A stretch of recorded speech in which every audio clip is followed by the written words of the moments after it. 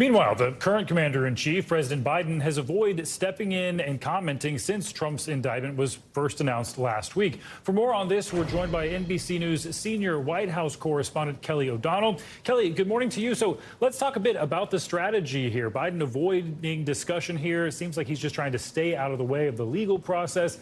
Has Biden commented at all about the indictment?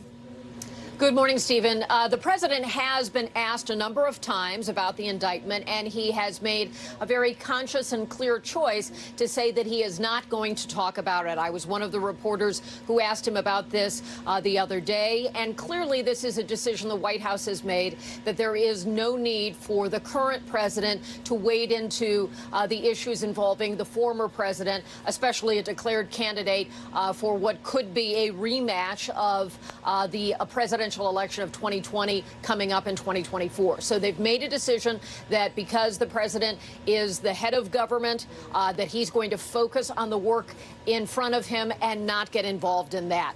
There was an instance yesterday where, taking a somewhat different angle, not talking about the Trump legal issues, but concerns about what could be around the Trump indictment and the potential for Trump supporters or others to demonstrate that kind of thing, asking President Biden what his concerns might be about how New York is prepared for this. He was asked about that at a Minnesota appearance where President Biden was, from reporters in the pool. Here's how that played out.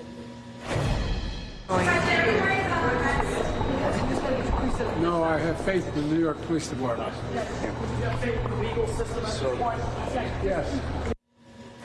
So President Biden willing to say that he has faith in the New York Police Department to keep things safe and secure and to not let any protests get out of hand. That's the kind of angle where we can certainly pursue that with the president. Are there concerns about protest? Are there any credible threats? They've said there are none surrounding the Trump indictment. But on the legal matters themselves, President Biden has taken a pass so far. Stephen? Yep, resisting those questions left and right there, Kelly. So while Trump is actually being arraigned this afternoon, do we know where the president will be? What's on his calendar today? He will be here at the White House. He has a meeting with his innovation and technology team. It will be happening at 2:45, so right at the same time that the former president is in the courtroom and dealing with this legal matter. And perhaps by then we'll have the very specific details about what's in the indictment. But the current president will be moving forward on his agenda. He's already had the daily briefing, or that'll be happening right about now, the presidential daily brief with all the security and intelligence information that is presented to the president and the vice president each day. And he'll have behind-the-scenes meetings. But at that specific time, when former President Trump is in a courtroom, the president will be here at the White House carrying out part of his own policy and dealing with science and innovation. Stephen? Yeah, Kelly, we don't have a lot of time left, but I did want to ask about this recent AP poll that shows Biden's approval nearing some all-time lows. With all this going on with Trump's legal issues, how will he be able to try to capitalize on those polling numbers?